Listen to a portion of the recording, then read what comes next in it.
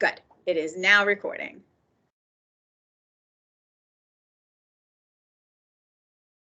Hello.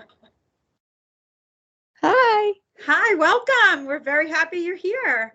Yay. You did it. We'll wait for some folks to come in. I'm Camille D'Amico. I'm the principal of the preschool here in Abilities First in Orange County in New Windsor. And this is Beth Pogue, our helper and support system from FACE. So Beth, we'll wait for some folks to come in and then we'll do some introductions. We have all of our materials in a drive. So in the meantime, I put the link in the chat and you can peruse the drive.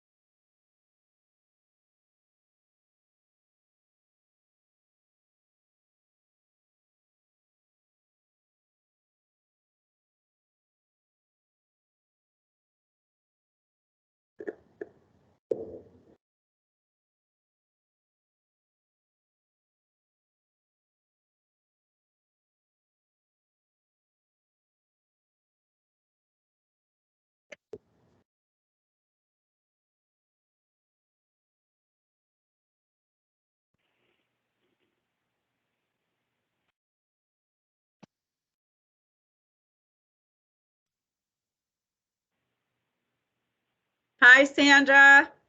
Hello. Who's this? I'm so excited. It's Camille. I'm so excited you're joining us. Oh, Camille, I love the fact that you're doing this, and I love the planned, I looked at the whole sequence of workshops that you folks are doing, and I'm so happy that you're doing them. Thank you. Thanks. I'm so glad you joined us. That's great. That's our county coordinator of special education preschool services. So Sandra, it's such a pleasure to have you on. And if there is any way that you feel that you want to jump in to contribute, please just say so. We are happy to give you the floor. Okay, sure. Great, great. All right, Teresa, I'm going to give you the go ahead, like just signal me when you think that enough of our registered guests are with us so that we can get rolling. Yeah, we might want to wait till like 10:03 just to give people a chance to. Absolutely. And for my coffee to heat up.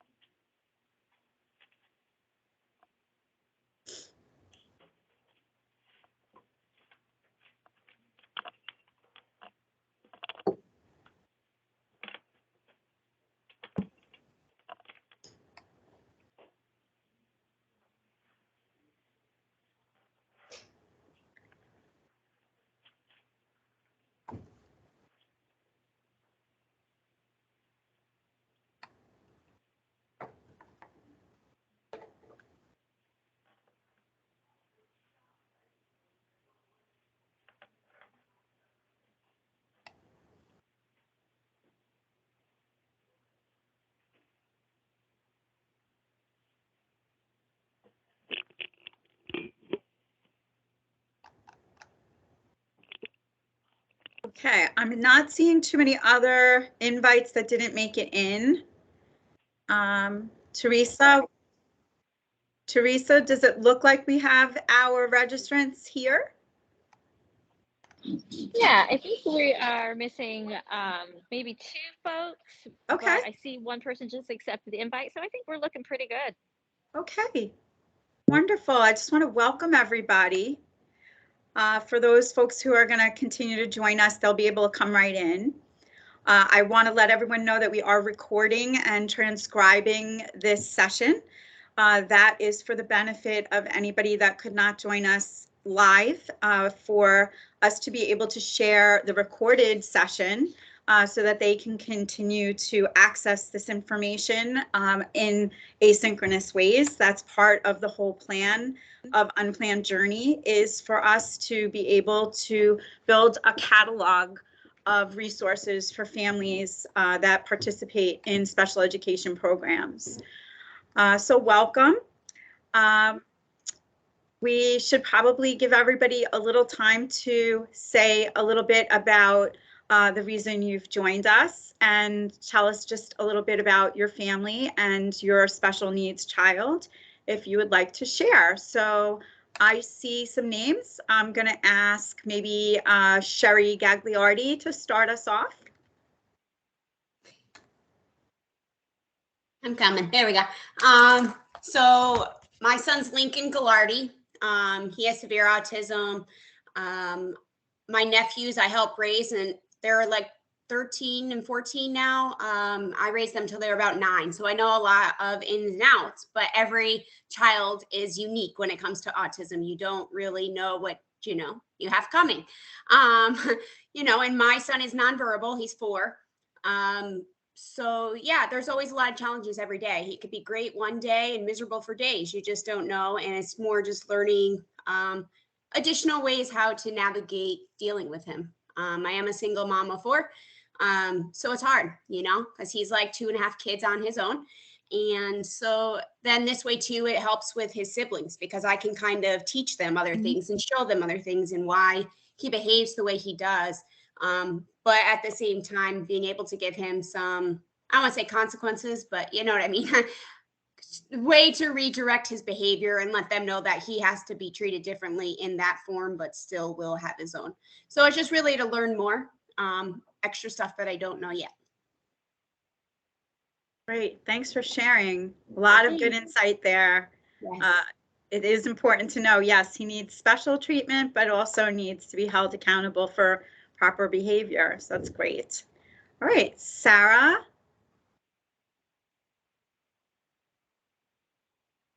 Hi. I'm sorry I popped on a little late, so I might forget things I'm supposed to tell you all. But I'm Sarah. I have a almost 4-year-old named James, and another little baby at home. But James has special needs. And he has a rare genetic form of epilepsy, and then a cerebral palsy diagnosis, and a host of other medical issues that have come with it. And so he is nonverbal, and he is not walking yet. Fingers crossed. And yeah, I'm here because I am always looking for people to connect with and learn a few new things, and it helps me figure it all out, because every day is something new. So yeah. Great, thank you. Thanks for joining us. All right, let's see, who else? Marisol? Hi, good morning. Good morning. So my son is Matthew Hay. He goes to Abilities First here in Fishkill, Hopewell Junction. So we just started the process. I had a son that is 10 years, and he went into special education when he was in kindergarten. So with Matthew being 2, 3, and also 4, I started noticing he was a little delayed, and I went for the help in the special education here in Mapangers. So he's delayed in the speech, and also for his age, he's like, I will say 2 years delay. And we are just getting used. Matthew's been with me 4 years in the row without getting any, contact with other kids. So we Mhm. are just learning. I want to learn everything I can about the ways to help him the best. That's what we're doing. Thank you. Thanks for Thank joining. you. Okay. Karen is here.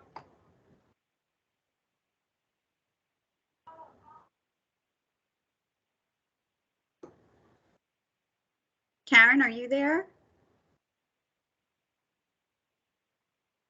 Okay, maybe we'll go to Jen G. Camille, Karen has a message in chat. I'm looking for it. Yep, She cannot unmute. Okay. I gotcha. Okay.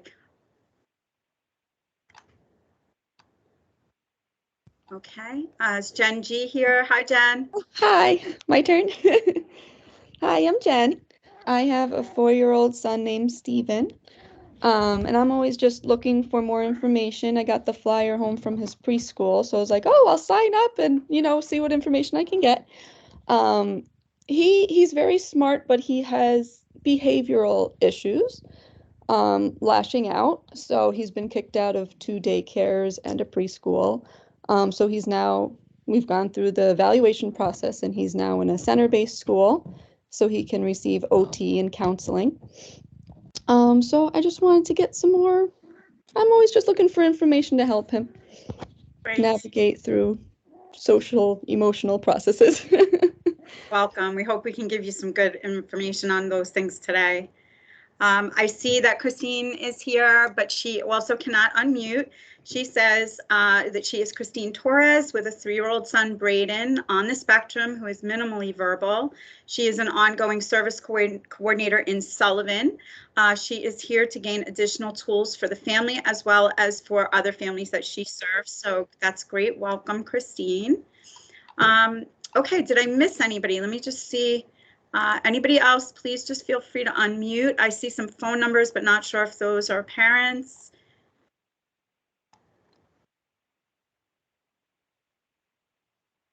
Okay. Hi. Oh, go ahead. Hi, good morning. My name is Serena. My daughter is Annalise Headley. She gets an abilities person in my corner. She has severe dyspraxia, so her communication skills are delayed. She does understand like minimal things, but at first she wouldn't even like repeat anything because when she used to try, they would not come out right. So for a while she wouldn't repeat anything, and if we try to like get her to like say anything, she'll just close down or start crying or everything. So once I kind of noticed that, I started getting her services. From she was like 2, she's almost 4. She's gonna be 4 next month. I started getting her services, and then little by little she started coming around.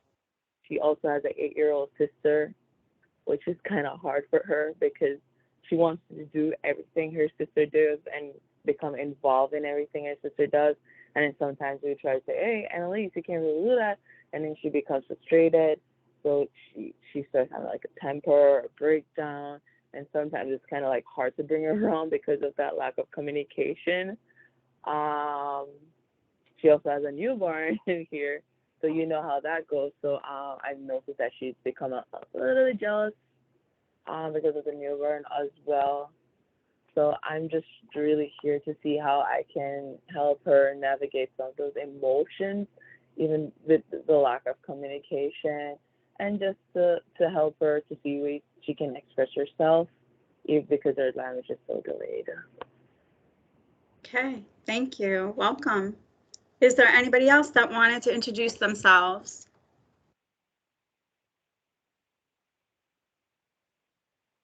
Okay, folks. Well, Beth, would you like to introduce yourself? Hi, my name is Beth Pogue. I'm a family and community educator with the Mid-Hudson Early Childhood FACE Center. So I work under a New York State Ed grant, and I'm here to support parents in any way that they need. We do I work for WIHD. We hold the grant through NICED. And so we provide lots and lots of free trainings for parents. And I'll give you the information on how to access us a little bit later. So we do lots of trainings. We can have phone conversations.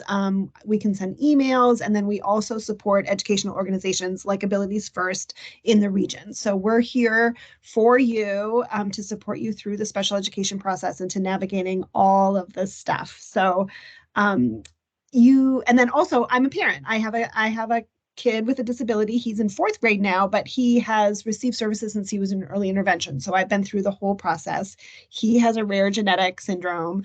And so I'm familiar with all this too. I've also gone through it and am still, going through it. And then we also have bilingual educators, by the way. So we are able to provide support in Spanish as well. So if you'll look in the chat, if you're able to access the chat, there is a Google Drive with all of the materials that we're going to talk about today. And we have an agenda with links. So after we're done with this meeting, you'll be able to access everything that we talk about. And that's going to stay there indefinitely, and you'll have access to it. So you'll be able to access the documents and some of the tips and tricks and links and all of that kind of stuff that we're talking about today. So let's go ahead and get started. I do want to introduce Karen. Karen also can't unmute. She has a 4-year-old son with autism and is also here for support and information. So welcome to Karen. Beth, let's just do an overview of the training that we're going to be doing today. So we're going to start with some school information that's a little specific to preschool programs like Abilities First, some specific to our agency. Then we're going to talk a little more broadly about progress reports and conferences and the annual review process. So being that this is our very first parent training in the Unplanned Journey, we kind of want to start with what that journey is going to feel like for the school year so that you understand what is coming up and when decisions are being made and when assessments on the child's performance and progress are being done quarterly and then for the annual review. So we'll talk a little bit about how to collaborate with us and with the school district and the county. We'll talk a little bit about that structure of who the partners are that bring preschool services to you. We'll also talk a little bit about building relationships and advocacy and what's out there for parents as supports. Certainly that's where Beth is going to come in with that. So that's kind of the overview. At the end, we want to leave a lot of time for questions. One thing that we are most interested in today is learning more about specific topics that you would like us to bring more training to you on. So feel free if you can access the chat. If not, if you want to let us know, if you just want to raise your hand in the reaction button, there's a little button there that you could raise your hand and I'll know that you want to mention something. We want to know what topics of information are really important for you. So far, I've heard parents talk about improving communication for their children so that they can reduce frustration. So I wrote that down. I heard about information about behavior and how to help children model more appropriate behaviors. We're going to talk a little bit about that today as part of what our school program does for positive behavior supports.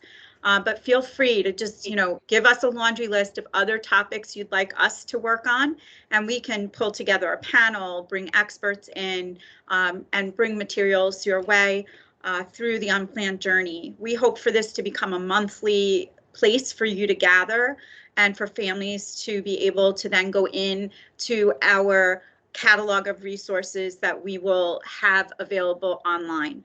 So we hope to build a web resource. This will grow and dovetail with another part of what our agency is doing for special education of all ages through the life continuum. This little part of it being preschool services is just one little piece that will fit into that larger puzzle. So welcome, we appreciate your time, and we really hope that we can give you some concrete things that you can take away today. With that, Beth, do you want to jump in or should I dive right into some of our specific school information? yeah, if you want to dive right into some of the basics, we're talking about lunches and arriving in the morning and all of that kind of stuff. Okay, so obviously a lot of you have said you have young children, maybe some older siblings and some family members who have special needs. And we know that that is a very wide continuum. That is everything from children who have some level of medical fragility, motor impairments, speech and communication impairments, genetic conditions, and autism. They all kind of live in this enormous continuum. And within all of that, one thing that I have learned over the many years that I've worked with special needs children is that they are all very individual and unique. And that is why we work on individualized education plans, and every child that comes to program is assessed and we look at what their specific needs are for the program to try to meet. So they don't fall into one basket. They're all labeled preschoolers with a disability because in this young age range, it's very hard to tease out what may be causing their developmental delays. But the unique presentation of every child is very much part of how we operate. We know that every child coming to us and each family coming to us has different needs. And so with that, we try to really tailor make our supports and program for every child coming in. That being said, it's also a school. And so we are a large community and we all kind of function in the same way where we get up in the morning, we get ready for school, we arrive at school either by a school bus transportation or families bringing their child to the program. And we have needs to have the family set the child up for success for their school day. So let's go over some of the basics. Having a good bedtime routine and a good morning routine sets the tone for a great day. So that's trying to avoid any struggles about what the child wants to wear that morning or what they might want to eat for lunch. Having that stuff worked out in advance, having your own mental plan of what they're going to be doing each morning and how to get them ready. Does your child need more time to kind of wake up slowly, or are they the sort that bounces out of bed and they need to go, go, go?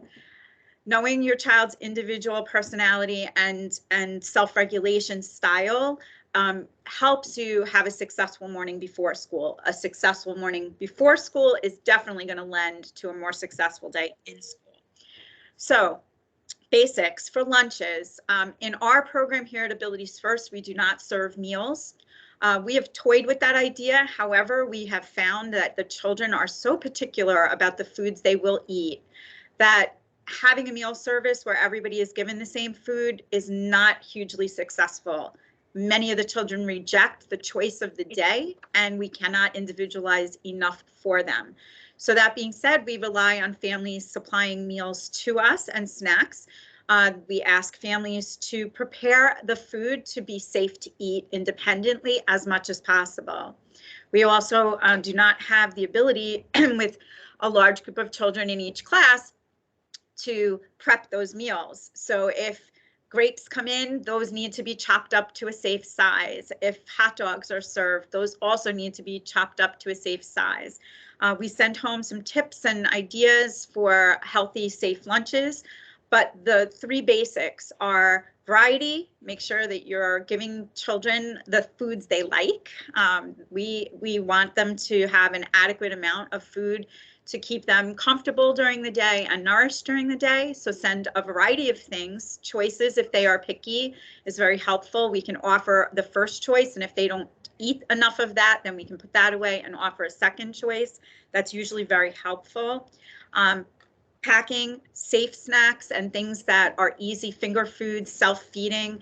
If your child really struggles with spoons and forks, try to go with the finger foods as much as possible. And then we can set a goal with our classroom staff and our related service providers to help practice that utensil use. So maybe you send a snack of a yogurt or a pudding, and we're practicing spoon during an occupational therapy session or during a speech session so that they can get better at that in order for them to do it independently in their classroom. So this is all part of what we look at can the child manage their meals themselves? So anything that you think would be too difficult for your child to manage on their own would be something that you would communicate with staff about practicing and working one-on-one with them about. Obviously, we also ask parents to be incredibly mindful of notices from our health office regarding any food restrictions for your child's classroom. If a child in your child's class has any type of contact allergy with nuts or dairy or egg or foods of that sort, there may be a health restriction on your particular child's classroom. So sometimes that restricts a little bit more of the foods that you can send in. If you have questions about that, check with your school nurse. They will help guide you as to alternatives and things that are safer to send in. In this building at Abilities First, we are nut-free. So we suggest all kinds of alternates to peanut butter or any nut products, and we ask parents to be particularly mindful of packaged snacks. Sometimes we have families that don't recognize that their granola bar might have nut content. So we ask you to be really mindful and double check for any of those restricted foods. All right, let's talk about arrival in the morning. We have an organized arrival process with our buses. We have a bus ramp and the buses line up here at our building. At our Myers location, the buses line up 2 at a time. Here at Abilities First, they line up 5 at a time because in Orange County, we have a longer bus ramp. We have staff that go out directly to the bus. The children ride buses with a bus monitor. Those monitors buckle the child into their car seat or their restraint on the bus, and then they unbuckle them. They gather their belongings and they hand them to a staff member. So unlike a public school where the buses just arrive, open the doors, and the children, exit the buses, this is hand to hand. We hand a child off to a bus when we put them on, and the buses hand them to us 1 at a time. So there is always an adult taking the child by hand from the bus into the building. So for families who are a little nervous about the buses and the idea of especially nonverbal children who can't really tell you how their bus ride went or how they feel about going in and out of a bus, what I can tell you is that we've been doing this for many years in Orange County. The bus companies that we work with in Orange County have wonderful, wonderful drivers and monitors that know this job, love this job. They do it because it's so special, and it's a successful process. So we encourage families to use the transportation. That being said, it is a huge expense for the county to transport children. So if you live closer to our programs and you are able to transport, that is a service you can help to reduce the cost of. So if you are able to transport, the district will give you mileage and reimbursement for your gas and mileage on your car. So it's a nice way for you to help contribute and reduce the overall expenses of the program if you can do the transportation. If you do transport your child, there is an arrival process at Myers. The parent drop off, you drive up to the curb and the staff meet you at your car. At our New Windsor site here at Executive Drive, we have parent parking spaces where you pull in, you exit the car, and a staff member will come to you at your car and bring the child across the bus ramp. So we do have a very organized arrival process and dismissal process. When all goes smoothly, the children have a really good time coming in and out of the building. We ask for families to be very mindful of all the traffic controls and the safety factors. And if you have questions about any of those things, whether you are a parent transporting that would be interested in the buses, or somebody who is on a bus and would be interested in transporting, just let us know. Our office can give you a lot of details about that. Okay. Clothing, very important. Please remember that we are toileting children, changing diapers 2, 3, sometimes 4 times a day. So it's really helpful if you are dressing them in easy on, easy off, elastic waistbands, avoiding things like suspenders or overalls or things that make it difficult for us to quickly change the child. We ask for you to always send an extra supply of clothing because we make messes, we paint, we play in water tables, we play outside. So little messes happen, accidents happen. So we ask that is always an extra set of clothes on hand so that we can change children when they are soiled. That being said, the other really important thing is clothing that is safe, shoes especially. We know that children get involved with lots of fun little things. They have their Crocs with their little, what are those called? The little gems that they put on their Crocs and things of that sort. We really want everyone to be mindful that in a special education environment, there are children in your child's class who will obsessively put things in their mouth.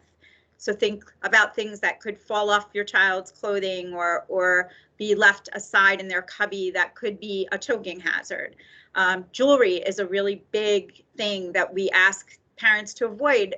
Don't send your child in with their gold necklace. That might get yanked off. It might end up getting lost in the classroom. So we ask for you to just be mindful that it's different when you're sending a child to a special education classroom, that the safety factors are really important. Looking at making sure that the child has closed-toe shoes, sneakers for the playground, and that the clothing is non-restrictive and easy for them to be changed in and out of. So that's really an overview of ways to help support your child have a successful day.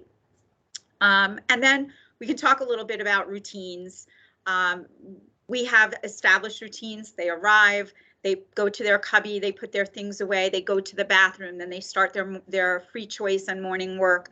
School routines are very well established. If you are able to establish the same kind of startup routine for the morning and bedtime routine for night, that is enormously helpful. And we can certainly support you if you are struggling with that. It's a good thing to communicate with school about, to say, you know, I'm just having miserable mornings. Breakfast is a disaster. Or when I tell them it's time to go, they're melting down and I can't get them out to the bus on time.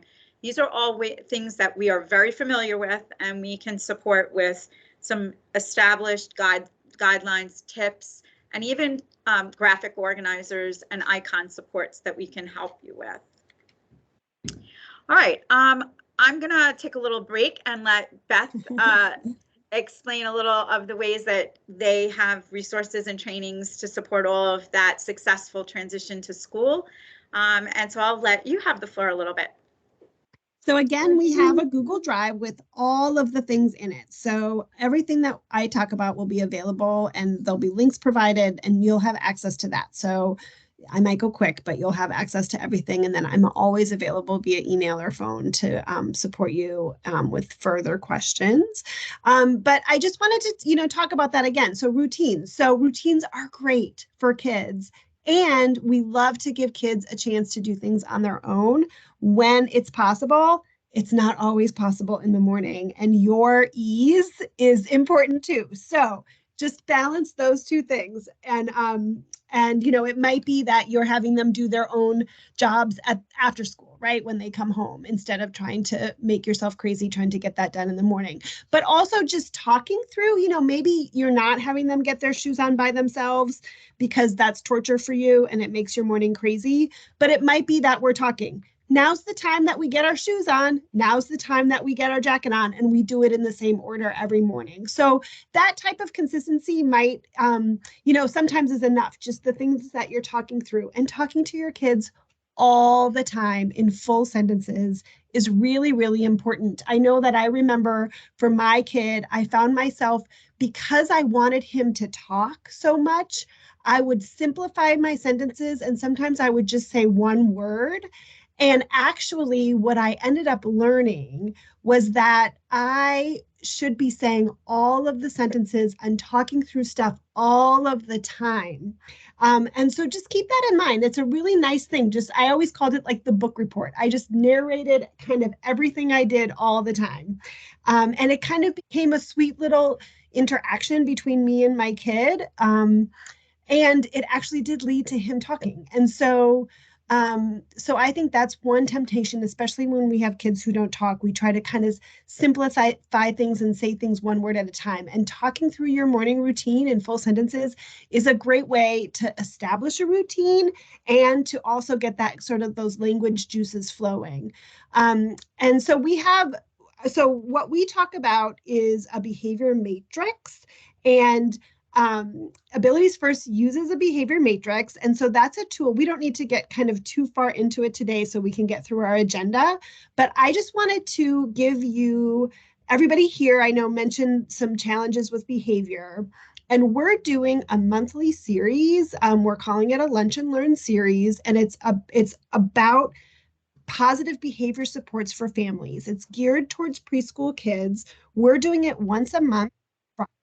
It's going to be the third Friday, and there's a flyer in this folder for you and a sign up link for you to register. They're done on Zoom. It's 2 hours from 10 to 12 on the third Friday of every month. We're going to do it for 7 months. And we're also going to record all of the sessions and have a folder of materials available for you. So the great thing about this is it's me and it's a behavior specialist, Kat Griffin, who also works with Abilities First. So it will not only reflect the work that happens in the classroom, and we'll talk about this behavior matrix, and so you'll be able to use the same language, but also the super, super fun part about it is that you'll learn some skills and some tips and some ways to do things, and then you'll be able to practice, and then you'll be able to come back next month. And so that's really the thing that I know for me when I had a preschooler who was in my kid was in a center mids program too, just to be able to practice and say like, oh, that totally worked, that was amazing, or say like, I tried that thing and I don't know what you're talking about, it didn't work at all, right? And to get some tips and to talk to other parents. So I really, really hope that you can join us, or you're able to watch the videos and be in touch about that. So that information is in the folder. And then I just wanted to talk a little bit about oh, that's very dramatic.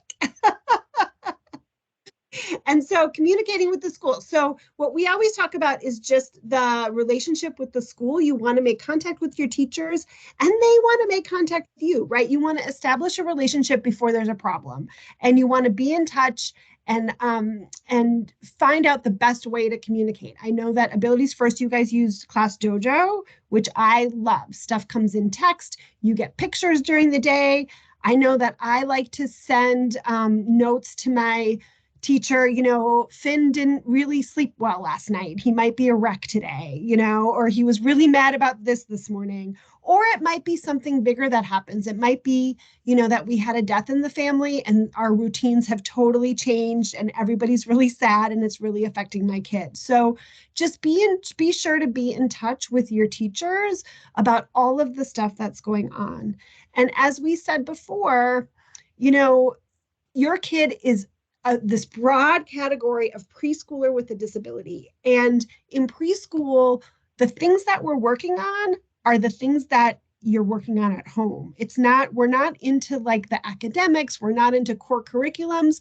We're learning how to use a fork. We're learning to be in the same space as other kids, right? And so all of this stuff is going to be stuff that you're working on at home. And so anything that you are struggling with at home, you can put in as a goal on your child's IEP. You can say, hey, preschool, help me work on this thing. And so that's really the wonderful part about being able to have access to a center-based program like this.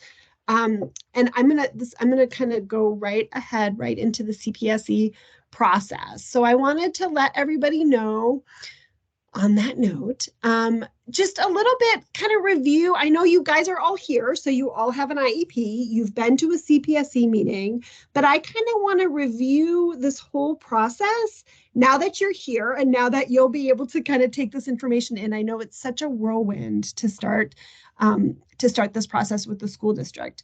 So I just want to talk about the idea of the CPSE process. So CPSE is the Committee for Preschoolers for Special Education. And so this is for 3 and 4-year-olds. This is before kindergarten, right? So this is the 2 years sometimes 3, that your child will be in CPSE. You go through the school district, but the funding all comes from the county. So there's a really close relationship with the county that you may or may not be aware of because you're dealing with the school district. But like Camille said, the busing is through the county, and there's kind of points where you're interacting with the county. But just for the kind of big picture, all of the funding for CPSE comes through the county, and it's supported by the county. And so you're having your meetings at your school district. So you've requested services. You've said, hey, I want my kid to be considered for special education services. You've gotten your placement. You have an IEP. And so now you will have an annual review meeting in the spring, and you will review your child's progress. You'll review the program. You'll look over the goals, and you'll say, hey, what worked? What didn't work? What goals have we met? What do we need to add? That's part of the annual review process. The law says that you have to have a meeting at least once a year. However, if things come up, or you think things need to change, or you want to add goals, or you want to add some services, or you want to stop some services, you can have all of these conversations at any time. So as a parent, you are an equal member of this committee, which is such an important thing to learn right from the beginning. This is not a committee, doing something to you or making decisions that they tell you about. You're an equal member of this committee, and your participation is so important. There's nobody at that table who knows your kid better than you. And often, the information that you have from what you experience at home is really important to how your kid functions in the classroom and how the teachers interact with your kid. And so what I often tell parents is, if something comes to mind while you're in those meetings, say it, because it's probably really helpful and it's probably going to be important. So everything that you know about your kid, their strengths and the things that they need to work on, and everything in between, is important to that committee. And so as a parent, you get to participate, and you get to participate fully. And so, like I said, you can call a meeting anytime during the year, but you often don't have to call a meeting. The first step would be to talk to a teacher and discuss what's going on. So you're having clear communication, maybe daily, maybe weekly, about how things are going, what are some of the struggles. You're letting them know what's working at home, what's not working at home. Maybe you're telling your teachers, like, hey, my kid jumped for the first time. That's amazing, right? And then they can start talking to the PT about, adding activities that will support this new skill of jumping, right? So that's how it'll work for all of the stuff. You just really want to keep the communication going. And also, if there's goals that you're not interested in, there might be a goal. I know for my kid, this is a little above the preschoolers, but for my kid, they had a goal about pronouns and getting the right pronouns. And we were like, you know what? We don't actually care about the pronouns. He can call a he a she and a they a he, and we don't actually want that to be something that we spend time focusing on. So we took that off as a goal for speech. So, so you can decide what's important to you to have the teachers focus on in the classrooms. And so you might not need a meeting. Just have conversations and open conversations with your teachers, and then with Camille if necessary. And then what can happen is you might want to make changes to the IEP, and you can do that without having a meeting. So what you can do is you can sign a waiver. You sign a form that says I waive the meeting, and they can make changes to the IEP on, based on conversations. So that's just one thing to know if you want to have any changes. All right, so we have a document called Think You Need an Advocate. So a lot of times, hopefully you guys are not having any problems yet, but sometimes there are problems and some disagreements, or sometimes you don't understand why the district is doing a certain thing or said no to something. And often you don't need an advocate. Parents often call me and say, I need an advocate. I'm looking for an advocate. I need somebody to help me. And a lot of times what you just need is a conversation. And so we have this document. This is going to help you through your whole school career with your child, just steps to go through. So if you have that feeling like, gosh, I think something's really wrong, I need some help, we can support you going through this document. So I just wanted to let you know that that's there. And then we had some information about organizing info. So right now you maybe have just one IEP that you've received. You've probably received some evaluations before you got to your initial meeting where your child was classified for special education services. But what we like to talk about is how to keep all of the stuff, how to keep track of everything. And so it's really, really great to get just a big old paper binder. You're going to get all of this stuff in the mail. And what I like to do is keep my IEP, keep my progress reports, keep the evaluations and everything just in date order. I am not an organizer. I'm not one to keep stuff in tabs and all of that kind of stuff. I just do it in date order from, like the newest on top. And so it doesn't have to be complicated, but it's really, really helpful to keep everything in one place. And then you also want to add kind of medical information if there's specific medical information. So what we have links to on this agenda there is a New York State Department of Health info card template. So you can it has a template of all of the information that you would need in terms of doctors and all sorts of contact information. So you'll have that in one place. It's helpful to give to caregivers. It's helpful to have handy if you're getting some sort of assessment or if you're interacting with any other agencies. And then the third thing that we have is how to create an About Me one sheet. And so these are really, really cute. They can be cute or they can be really simple, but we've started to make these for our kids and it becomes really, really helpful for teachers. And it includes stuff about, this is what I like. This is what happened when I get upset. This is what I want to happen. This is my family. These are my pets. This is where I go on vacation. You're creating a story about your child that not only helps teachers to support them when they're in distress, but also have points of connection and points of joy and be able to connect with them about things that they like and have conversations, ask about their pet, ask about their brother.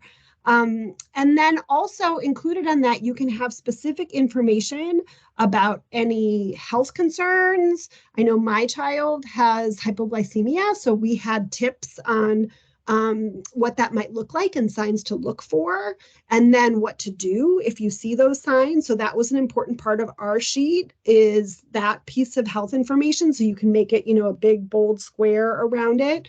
And so we have a couple of templates on the agenda of what those might look like and how to make them. I can share one of those. I'll share my screen so I can show them what one of those templates looks like. Great. Here we go. So this is one of the templates here. So that's the Department of Health one. Yeah. So that's a great one to have for all your, special instructions, your diagnoses, filling this out before an IEP meeting is incredibly helpful because giving the chairperson and the agency, the service providers, a copy of something like this helps us immensely. This is definitely, even if you don't, get it out on this specific thing, just having information about your child's diagnosis or other conditions, information about, just coming to a meeting with your doctor's name, address, and telephone number is a huge help. We ask sometimes for release in order to speak to your doctors about the child's medical issues and needs. So just sometimes having all of that at the meeting is very helpful. Any medications that your child takes. And then also, relationships with other family members is also really important for us to know. It helps us to build conversation with the child as well, things to talk about, points of contact to really, your child is coming to the program and we don't have that built-in trust yet. And it's super helpful if we know grandma's name or uncle so-and-so's name and their favorite or their pets' names.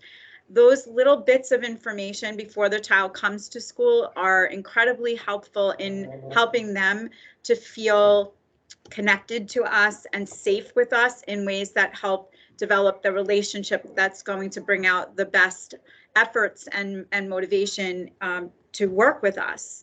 So all of that information is incredibly helpful. And as Beth mentioned, those are all links that are in the chat. So if you can go into the chat and click into those links and explore around, there are those different templates and such in there.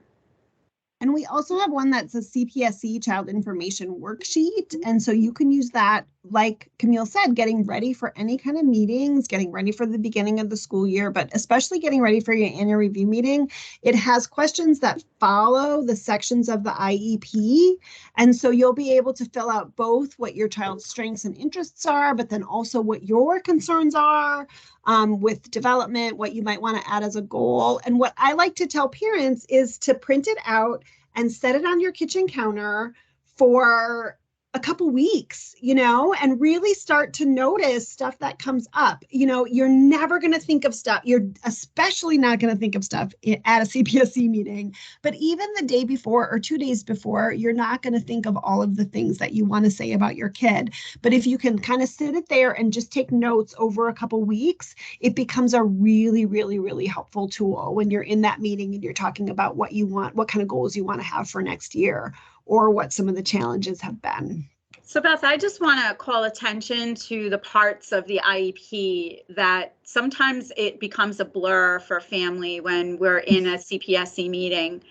So I do want to point out the arc of the school year. So we get an IEP, we start the school year in September. We have a quarterly report that's due within the first 10 weeks of school.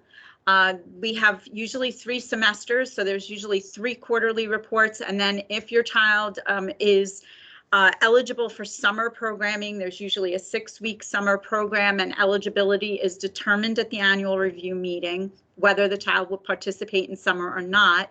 There would be a 4th progress note for summer. But the annual report is actually a conglomeration of reports, a collection of reports from each service provider at the program, the child's teacher, and each therapist, whether they have PT, physical therapy, OT, occupational therapy, or speech.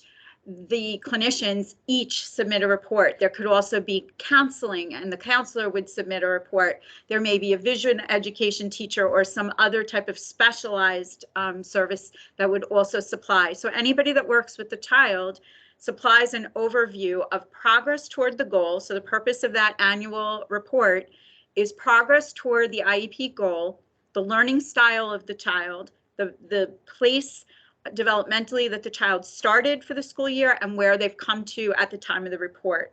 And then recommendations for goals and programmatic decisions for the following school year.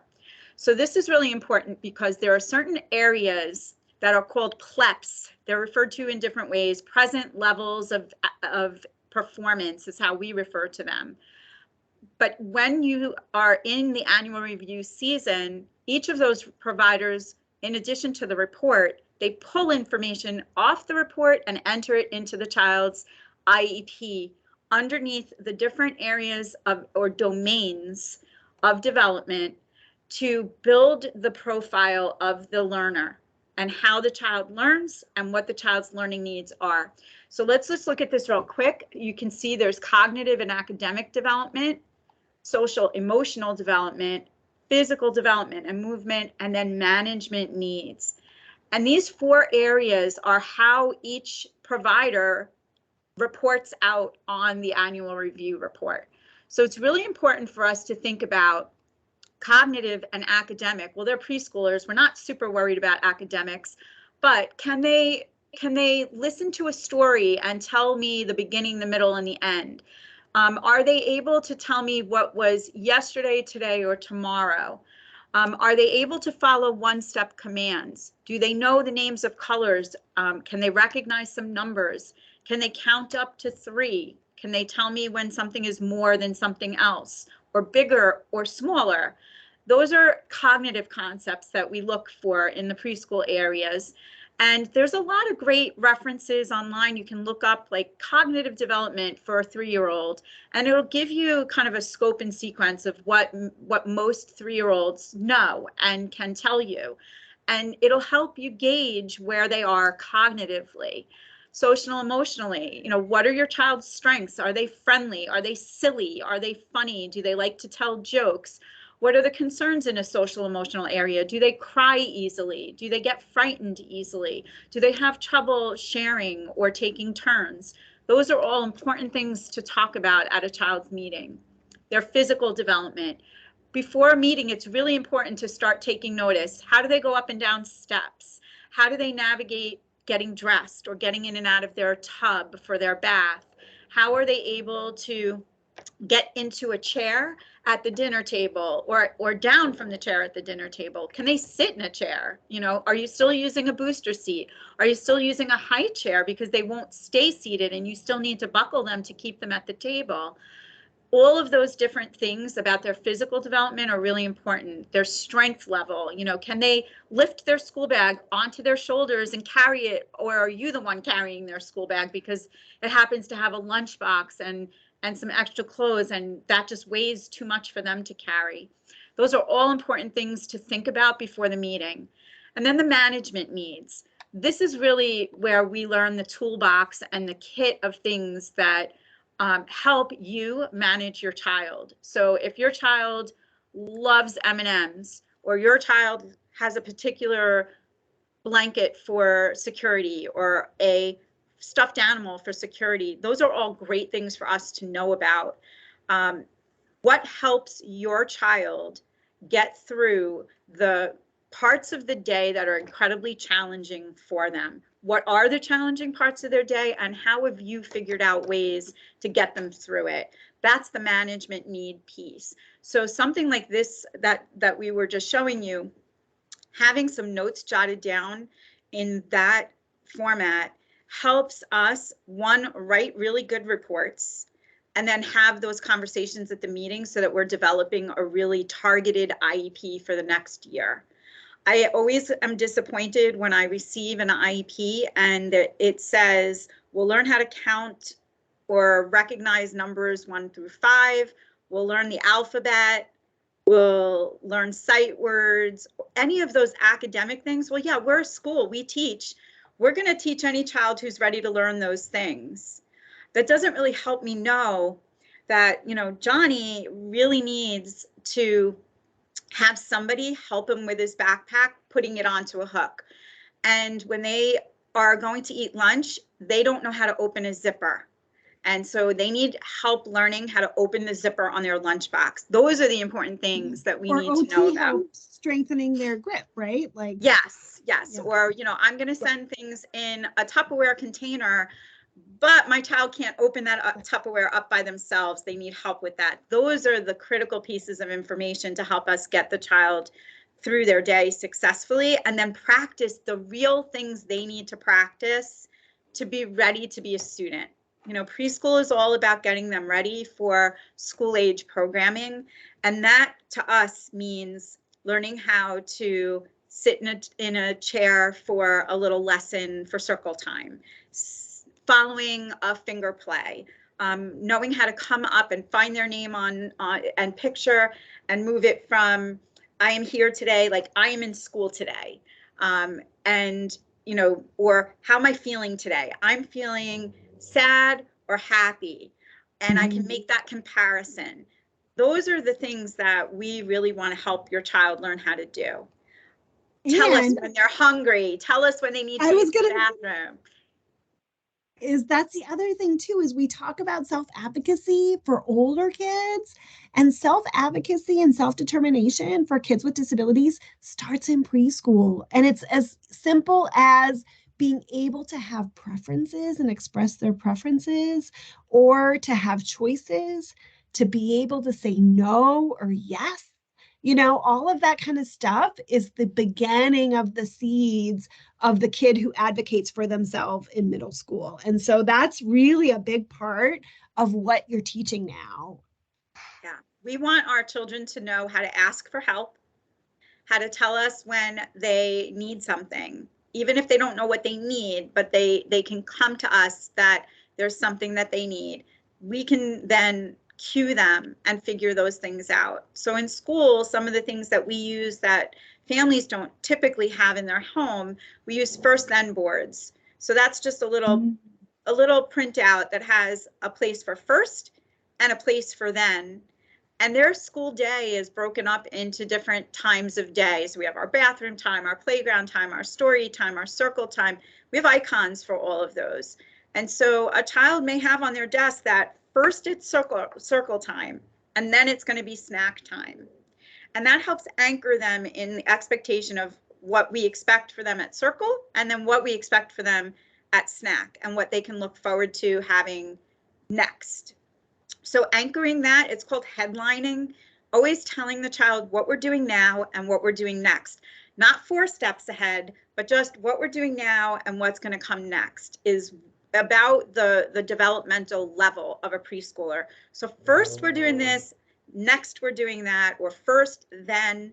That's part of every good high quality preschool program's daily kind of routine and our what we have inside our day.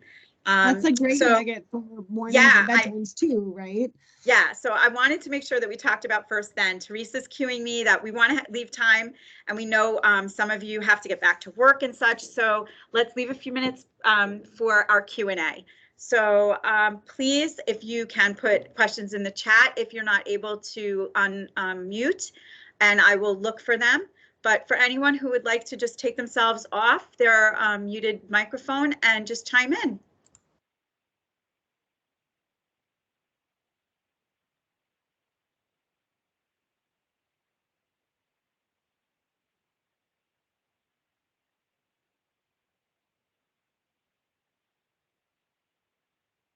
Did anyone have any questions about that annual review meeting? I'll give you a few more details about that.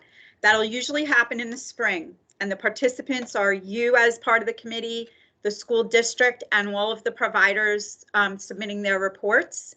Usually one member of their team will supply, usually the teacher will supply information about the child's actual activities in school, and they will also help read off information from the other reports. We have, at that meeting, we determine if there should be a change in your child's placement. Something we didn't talk a lot about today are the different classroom ratios and the continuum. There's a lot of information about that, but if your child is in a self-contained classroom, there's different ratios that classroom may follow. In our program here in New Windsor, we have 812 classrooms, which is 8 students with a teacher and 2 aides. So if that little number 812 is how many students, a teacher, and how many support staff. So if your child is in a 612, that's 6 children, 1 teacher, 2 support staff. A 1211 would be 12 students with 1 teacher and 1 support staff. Those are obviously children who have fewer needs and more independent skills. So there's a lot of information kind of embedded and hidden in the IEP that can glean a lot for us, and sometimes is not so apparent to families. So those are all things, don't ever hesitate to say, wait a minute, you just used an acronym, I don't know what you're saying, OT, I don't know what that is, or PT, I don't know what that is, or CPSE, all of these little alphabet soup, we call it, that special educators that have been in the field a long time kind of dribble out, and we forget that sometimes the families are not recognizing what we're referring to. Just stop us and ask. We really don't mind those questions. And just about, like, what does this mean on the IEP? What does that mean on the IEP? What is the frequency? What is 3 times a week? What is, 3 times 30 individual? What do all of those things mean? Ask those questions, especially when we're developing IEPs. Those are all important things for you to be really clear about so you understand how the services are being delivered for your child. So I'm not seeing any questions coming into the chat, which I'm surprised. I thought there would be more. We'll hang out for a couple of minutes to, if anybody wants to ask something privately, just wait for other participants to exit. We hope that this was a helpful and informative hour for you, and we look forward to having more of these more often. Marisol, hi. Would you like Yes, to I ask a was question? writing, but I couldn't send it. So Matthew, like I told you, he's just detaching for me this year. We've been like never separate before. So he's really picking when he's going to eat. He just left the high chair to go to the table, like the dinner table. And since he has big issues with allergies, he doesn't eat the snacks. Like he doesn't know how to grab a piece of apple or strawberry or a cracker. He just like to eat big meals. Like for breakfast, he will have chicken soup with rice. Okay. And then he will have rice and beans and chicken and another big dinner. And at this point, he's not having snacks at school. It doesn't worry me because I know the hours he doesn't eat. Like for those hours, he won't eat here either. But at the same time also worries me. The teacher, we already even have a little meeting about that because, you know, for maybe for somebody else it's not the common thing that he's not eating or drinking much. And I don't know how I'm gonna start to introduce him to have like snacks, like to eat different things out of the lunch and dinner times. So Beth and I were literally talking about this at 9 o'clock this morning, especially after COVID with families being home. Children are having a very hard time adjusting to meals at school. Some of them are really refusing to eat in school, and they're going all day with very little to eat or drink. And it is a huge concern for us. We definitely want to encourage children to take in an adequate amount of fluids and food during their school day. And we're seeing a lot of children who don't have self-feeding skills because when families have been at home, sheltering in place and in their bubble, families are feeding children more regularly. They're sitting together at the table and they're feeding their children maybe beyond the point of just their toddler years of helping them eat. Preschoolers have kind of gotten used to their parent helping them with their meal. So we're seeing a lot of children in this new generation of our COVID babies, we're calling them, who have a lack of self-feeding skills, a lack of interest in foods that are not, right, freshly prepared food that is hot off of, off the stove or out of the oven. Those more like sandwiches and things of that sort. Families have had a lot of hot meals being served right on the spot because they were home. So we are seeing this. I think the best way to encourage children to start self-feeding and exploring all of those other foods is to prepare very small amounts of them and have them alongside the meals that the children do like to have. And in between bites of their regular meal, encouraging them to try and taste other things, and for you to model that, and for their siblings to model that. For you to serve some cut up apple next to the beans and rice and have everybody have a portion of that at the dinner table so that it becomes part of their meal. We think that that's the most natural way to present new foods and snack foods and finger foods. But I think this is definitely a topic that we want to look into offering a lot more resources about next. So please do keep an eye out, because I do think this is something that most families are asking us for supports about how to help children learn to feed themselves and eat school type or school friendly foods. Until then, a good thermos or a good container, send those foods in that they are eating at home. They're not going to eat a completely different type of diet in school just automatically. It's something they have to work up to. Okay, thank you. Yeah, we hear the struggle. We really do.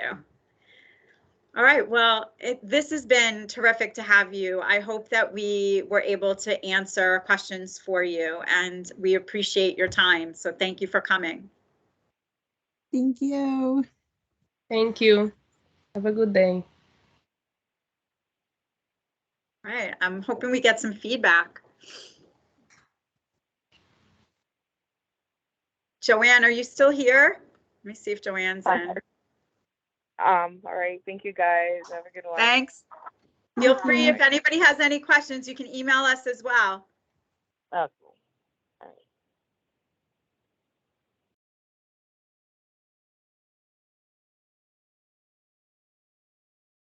Maybe. I know, I hear the baby crying.